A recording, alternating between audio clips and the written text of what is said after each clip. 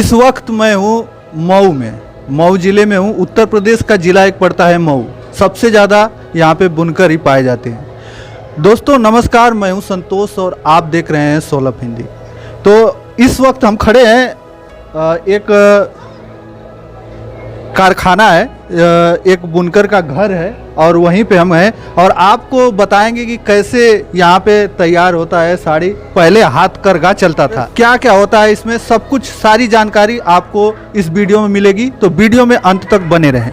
हाँ भैया, क्या नाम पड़ेगा आपका? मेरा नाम है नफीस अहमद। तो आप भैया ये ऑपरेटर हैं इसके? हाँ, हम लोग ये मशीन चलाते हैं जी।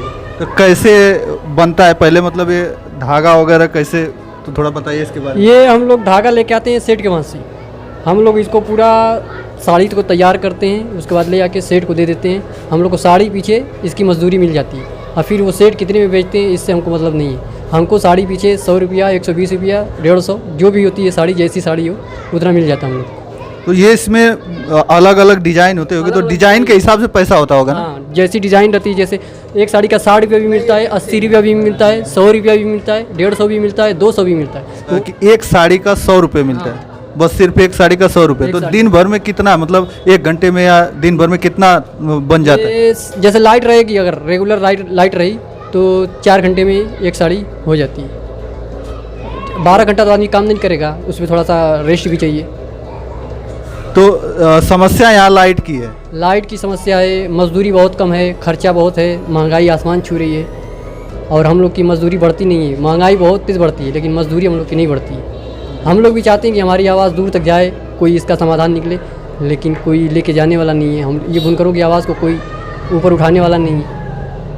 यहाँ पे दोस्तों अगर लाइट दिन भर रहती है तो ये लोग दिन रात काम करते हैं, दिन रात मेहनत करेंगे, लेकिन लाइट की समस्या है, लाइट नहीं रहती है। इसके वजह से जितने टाइम लाइट रहती है उतने टाइम ये लोग काम करते हैं और लगभग दिन भर में अगर जो इस समय लाइट की समस्या है तो कितना तैयार हो जाती है साड़ी? अभी तो 10 दिन से लाइट बहुत ख़राब है। 10 दिन से पहले 2 साड़ी आदमी 2.5 साड़ी बना लेता था।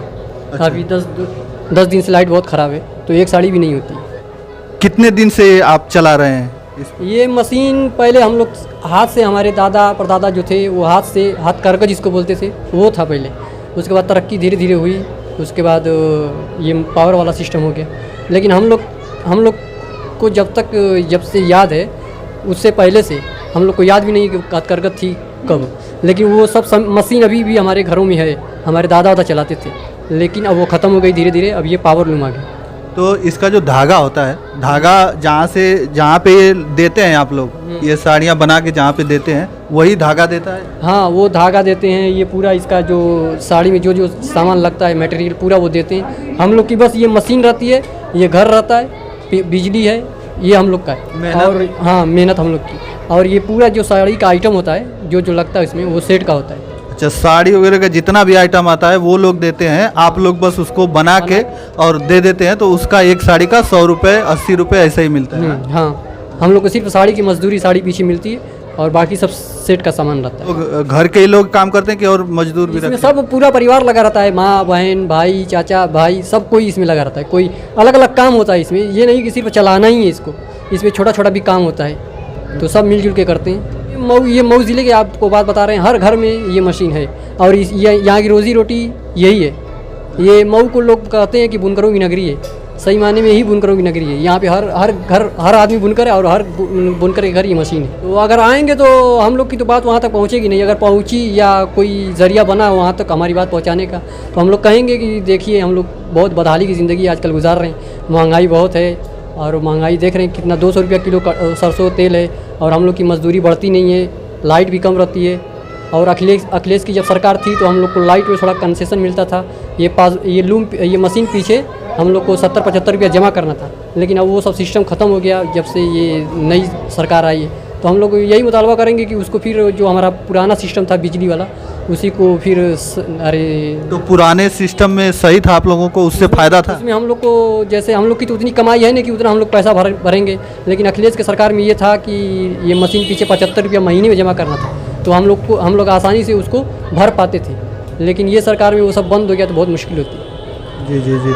तो काफ़ी मुश्किलों का सामना इनको करना पड़ता है। तो आइए थोड़ा सा हम कहेंगे कि इसको दिखाइए, और भी कोई भैया आप इसके बारे में कुछ बताइए। सर इसके बारे में जो इन्होंने बताया है सर बिल्कुल सही बात की है।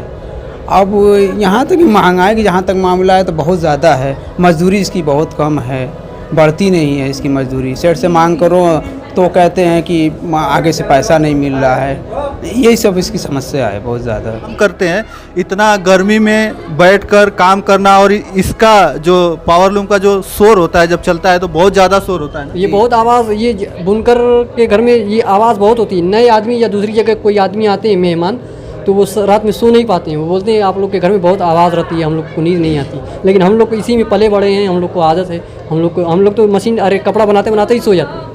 लेकिन ये ज़्यादा शोर होने की वजह से कानों में प्रॉब्लम आती है, ऊंचा सुनने की आदत हो जाती है हम लोग को। तो कोई ऐसी मशीन नहीं है जो साइलेंट हो?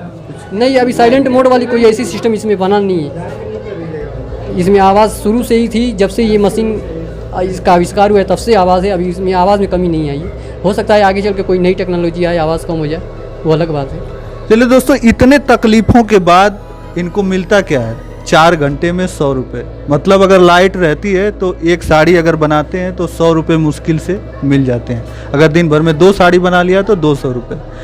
काफ़ी दिक्कतों का सामना इनको करना पड़ रहा है, और अभी चला के हम ये दिखाएंगे। भाई सबसे चलाइए थोड़ा सा इसको, कैसे चलाते हैं, स्टार्ट कीजिए।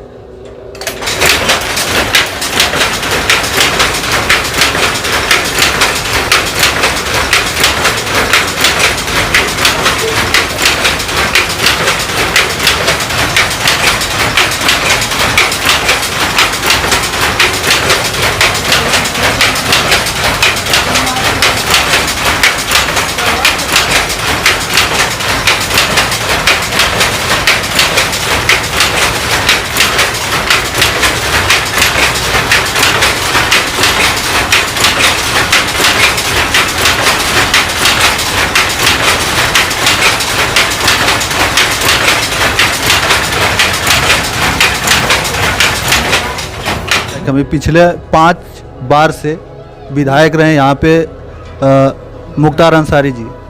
तो कभी आप लोगों का सामना हुआ कि उनसे रूबरू हो और अपनी समस्या कहें, ऐसा कुछ सुनते कि नहीं?